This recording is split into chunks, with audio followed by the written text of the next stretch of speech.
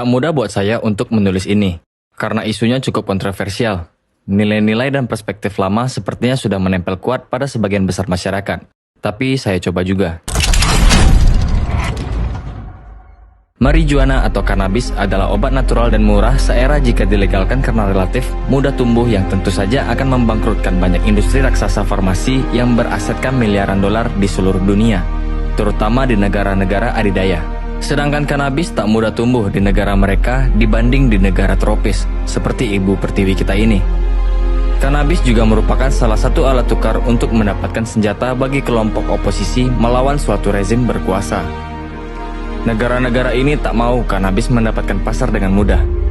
Karena pasar yang mudah berarti senjata yang banyak bagi pihak oposisi. Aspirin, aspartame, paracetamol, dan banyak bahan dasar obat industri lainnya lebih berbahaya daripada kanabis. Bahkan makanan kalengan dan produk instan tertentu lebih berbahaya daripada kanabis. Kematian yang terkait dengan konsumsi rokok dan alkohol banyak. Namun, kematian karena kanabis tak pernah ada laporan resminya. Kanabis juga dianggap sebagai pesaing yang besar terhadap jamu-jamuan industri farmasi. Karena kanabis lebih disukai karena sensasinya.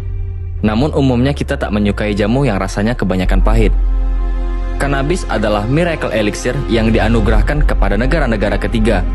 Negara maju tak punya dan mereka mencoba untuk mencegah sebisa mungkin pengembangan komoditas yang sangat potensial ini untuk memproteksi bisnis mereka. Gimana? Paham kalimat di atas? Mensejajarkan kanabis dengan narkoba lain seperti kokain dan heroin sangatlah tidak fair. Kokain dan heroin terbukti signifikan mendegradasi kesehatan. Kanabis tidak pernah dilaporkan mendegradasi fisik. Yang ada justru adalah laporan medis tentang manfaatnya bagi pengobatan penyakit. Lalu, adakah dampak negatifnya? Penggunaan berlebihan mungkin mengakibatkan dampak yang merugikan. Namun, mengkonsumsi apapun jika berlebihan tentu tak baik bagi kesehatan. Jika tak ada konspirasi besar yang menutup informasi tentang manfaat medis herbal dalam hal ini termasuk kanabis.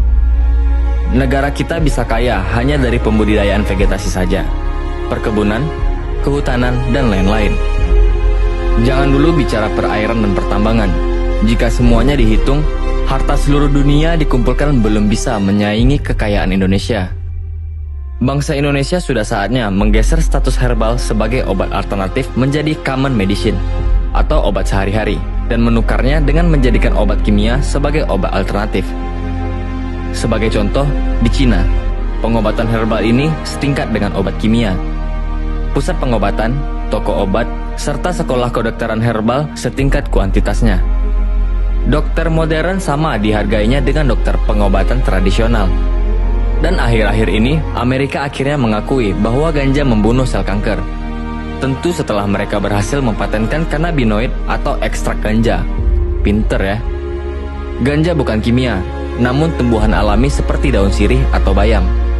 Ini dulu deh sebagai landasan utama. Ganja, sebelum politik kepentingan farmasi, biasa dibikin sayur dan bumbu. Tak ada orang mati atau jadi bahlul karena ini. Ganja jauh lebih menyehatkan fisik dan mental daripada doktrin propaganda dogmatis yang bisa bikin satu negara chaos hingga puluhan ribu nyawa melayang. Sementara, tak pernah ada satupun orang mati karena ganja. Bener nggak? Ini adalah manfaat lain dari ganja. Di tengah demo, bakar ganja di tengah mereka. Yang asalnya teriak kenceng muka merah, penuh amarah akan jadi halus, lembut, ramah, senyum sepanjang waktu. Namun tingkat konsumsi nasi bungkus akan berlipat ganda. Dijamin, demo selesai tak akan sampai 1 jam. Bayangkan jika ganja tak dilarang. Selain banyak masyarakat sehat, juga bisa digunakan oleh aparat keamanan untuk menggantikan gas air mata jadi gas asap ganja. Disemprot gas air mata, masa akan makin beringas. Disemprot asap ganja, maka semua orang akan mendadak beramah tamah sambil cekikikan. Gimana? Ganja bahaya kan? Iya.